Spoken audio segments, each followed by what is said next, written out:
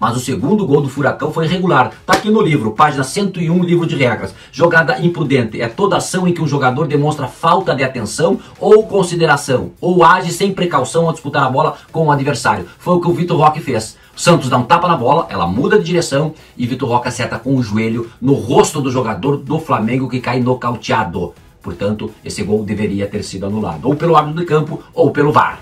Flamengo contrata preparador de goleiros que já teve passagens pela seleção brasileira para poder fazer o Santos ali melhorar, e os outros goleiros também do time rubro-negro. Primeiro reforço aí do Sampaoli, né? Porque foi um pedido dele.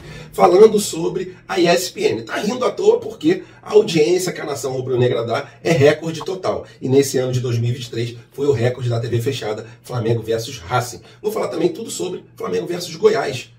Vamos ter aí novamente o Pulgar em campo, que tem vindo muito bem, e o Pedro como centroavante. E aquela dúvida no gol, né? Santos ou Matheus Cunha? E falando sobre bastidores, a pressão está muito grande nas costas do Marcos Braz. Essas e outras vocês encontram agora na Flageral TV, mas antes disso, deixe seu like se gostarem do vídeo e vamos para as notícias, que é o que interessa. Incrível! Incrível! Nada é impossível! Isso aqui é Flamengo! E nação rubro-negra, será que chegou a nossa solução para o gol rubro-negro? E eu não te digo em relação ao goleiro, não. Estou falando em relação ao preparador de goleiros. E isso porque estava muita reclamação ali do Heller, né? A torcida estava pegando no pé do Heller, que é preparador de goleiros. Ele treina ali os goleiros do Flamengo, sendo que a gente tem tido muitas falhas no gol rubro-negro. E diante dessa situação, o Sampaoli ligou ali, convocou o Rogério Maia, que é um preparador de goleiros que estava com ele no Atlético Mineiro, já treinou com o técnico rubro-negro e agora ele está vindo para o time do Flamengo. Ele pediu a rescisão de contrato lá, se desligou do Atlético Mineiro e vai vir preparar ali o Santos, o Cunha, o Hugo e em breve o Rossi. Então é isso, boa sorte para você, Rogério Maia, que você consiga fazer um trabalho de excelência, porque realmente a gente tem tido falhas bizonhas no gol rubro-negro, e para quem não sabe, ele tem bastante experiência, né? Ficou bastante tempo ali no Atlético Mineiro, ficou bastante tempo também na seleção brasileira de base, então é um cara que tem sim experiência e pode agregar muito a esse time rubro-negro. Então queria abrir o vídeo com essa notícia e saber a opinião de vocês. E aí, gostaram dessa contratação? É um bom reforço? É o primeiro reforço aí do Jorge Sampaoli.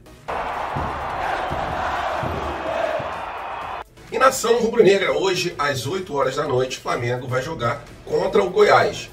Partida que vai ser transmitida pelo Premier, e o Flamengo tá com aquelas modificações, né? A gente não vai ter o Gabigol, provavelmente também a gente não tem o Santos, apesar dele ter treinado ontem, mas acredito eu que até por prudência o Sampaoli vai colocar o Matheus Cunha. Matheus Cunha que tá ali negociando, né? Voltou a negociar a sua renovação com o time rubro-negro. Graças a Deus, até porque ele é um ótimo goleiro. Flamengo deve ir a campo com a seguinte escalação. Lembrando para vocês que esse jogo é aquele famoso jogo de 6 pontos, né? Estamos na zona de rebaixamento. A atitude tem que mudar para ontem, e hoje tem que ser refletida essa atitude dentro do gramado. E o Flamengo deve ir a campo com a seguinte escalação.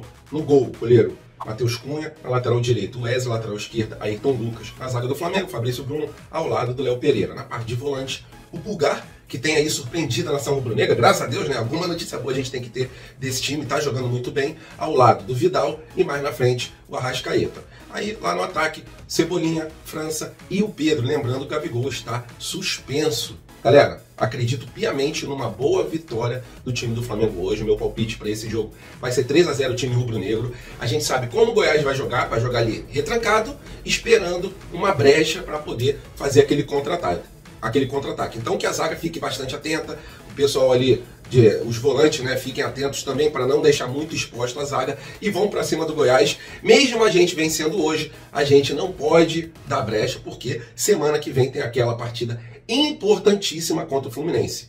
E o Flamengo precisa realmente mudar de atitude, principalmente nas horas de finalizações e também quando for ali atacado pelo time adversário. Porque quando o adversário ataca o Flamengo, realmente é um Deus nos acuda, né? Parece que ninguém sabe o que faz e a gente acaba dando brecha para tomar gols bobos.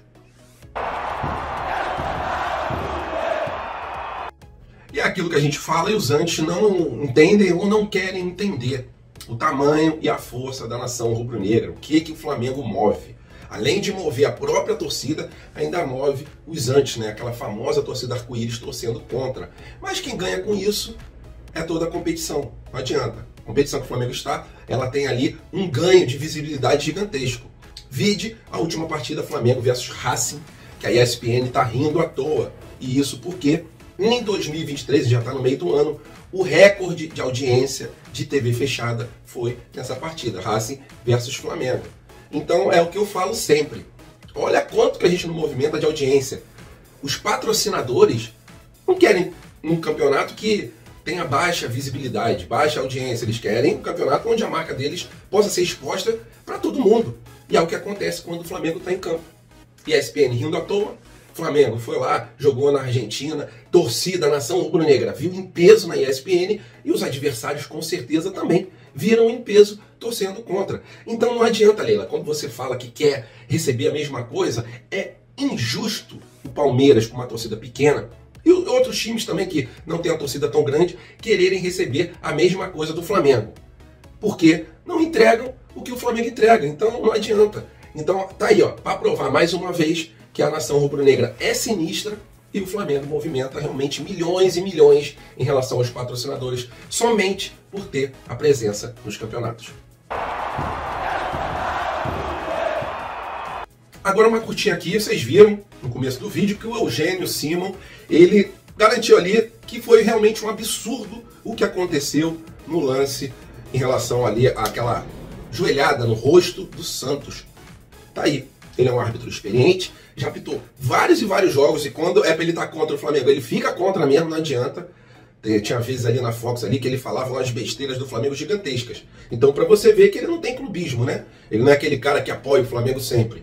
E pra ele falar isso é porque realmente houve uma falta, e uma falta absurda.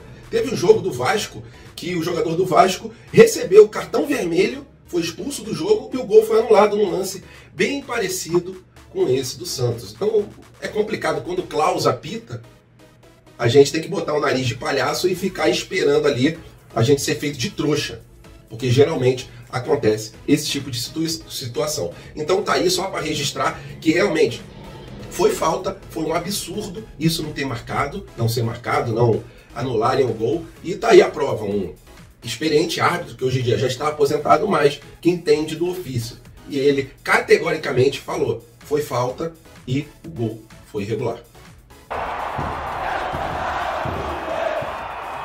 E nação, a gente sabe que a história do Marcos Braz no Flamengo é marcada por muita pressão.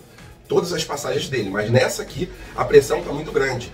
Landim, que quando se elegeu, colocou ele ali como braço direito em relação ao futebol. Mas a situação desse ano é a seguinte, perdemos vários títulos e a pressão está cada vez maior. E dessa vez a pressão está grande dos próprios apoiadores do Landim. Segundo o Léo José, jornalista, eles se reuniram ontem à noite para colocar uma pressão, pedir a demissão imediata do Marcos Braz. E a gente já viu várias declarações do Landim falando que o Marcos Braz vai com ele até o final do mandato. Só que hoje em dia a pressão está muito grande. A gente não sabe se ele vai decidir pela demissão ou não. Ele já falou várias vezes que o Braz fica com ele até o final do mandato. Só que com os próprios apoiadores pedindo a demissão dele, pode ser que o Landim mude ali a opinião. Acredito eu que ele não vai mudar, que ele não vai demitir o Marcos Braz por todas as declarações que ele já deu anteriormente. Só que a pressão está cada vez maior e eu queria saber a opinião de vocês. Se vocês estivessem ali no lugar do Landim, vocês demitiriam o Marcos Braz, contratariam outro? Quem seria esse outro que vocês contratariam? Por favor, coloque aqui nos comentários para a gente fazer aquela resenha. A gente sabe que os bastidores do Flamengo, quando o resultado não vem, começam a ferver e a situação está indo para esse lado, né, de demissões, de afastamentos, porque os resultados não estão vindo dentro de campo. Vamos aguardar e ver qual vai ser a posição final que vai tomar o Rodolfo Landim.